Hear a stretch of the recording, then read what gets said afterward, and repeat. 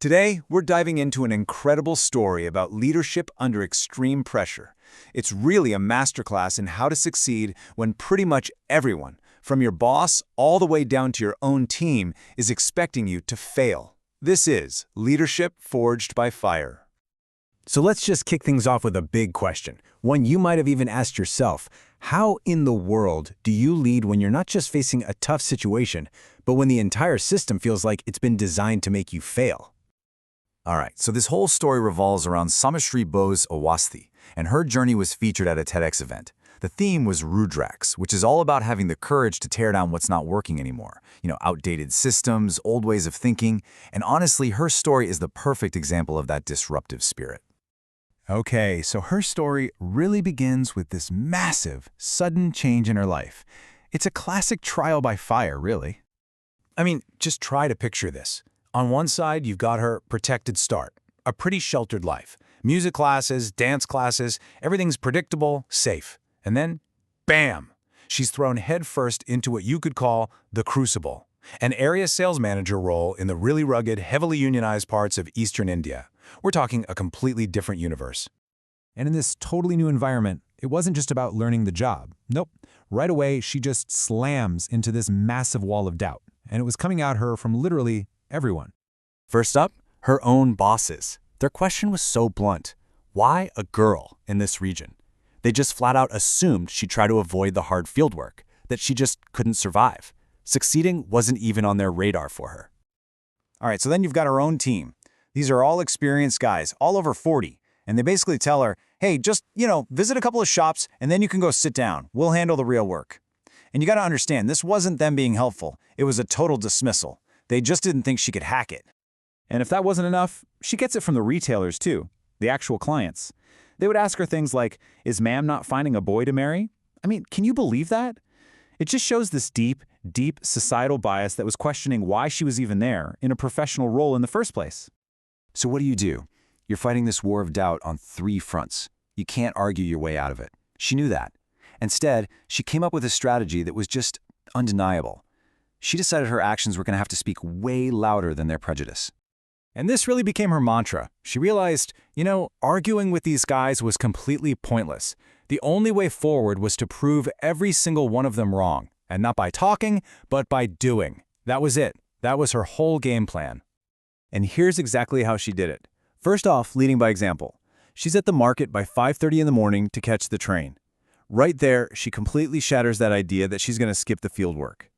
Then, she gets into meticulous planning for all the rural trips, showing them she knows what she's doing operationally. And maybe most importantly, she turns down any kind of special treatment. She's eating at the same local spots, the same dabas as her team, just to prove, hey, I'm one of you. But just working hard, that wasn't going to be enough. She needed something more, an edge. And she had one. It was kind of her secret weapon, her unfair advantage. See, back then, laptops were still a new thing, and she knew how to analyze data. That was a skill her older, more experienced team, well, they just didn't have it. And this is where everything changes. The whole dynamic just flips on its head. She starts using that data to pinpoint exactly where the sales gaps are, and then shows her team, look, this is where we need to focus. The result? It was totally transformative. She says it herself. Within just a few months, those same guys who brushed her off, they were now looking to her for direction. Amazing.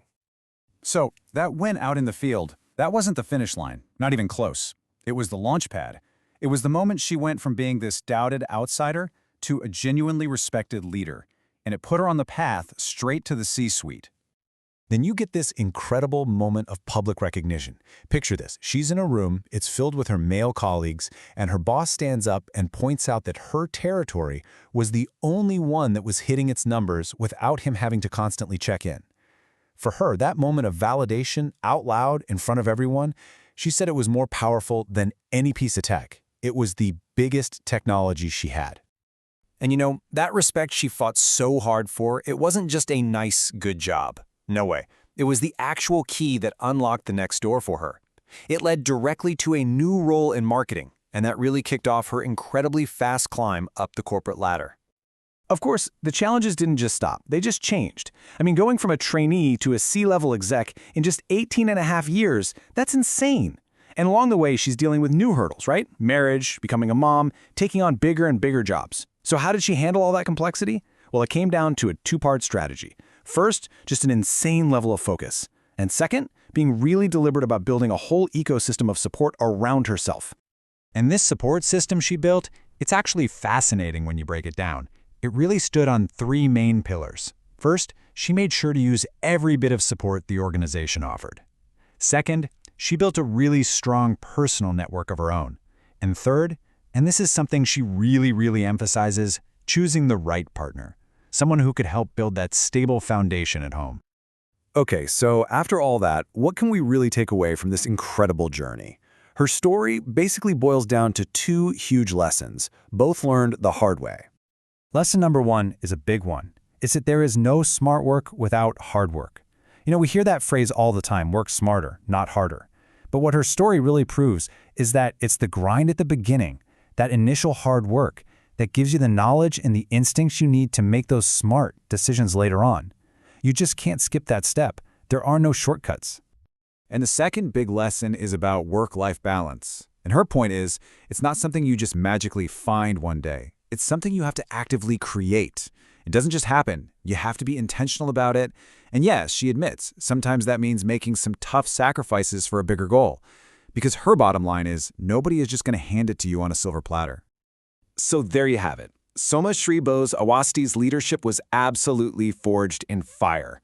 Her story is just such a powerful reminder of what you can achieve when you just refuse to let other people's doubts define who you are, and it really leaves all of us with a pretty important question to think about. How are you going to forge yours?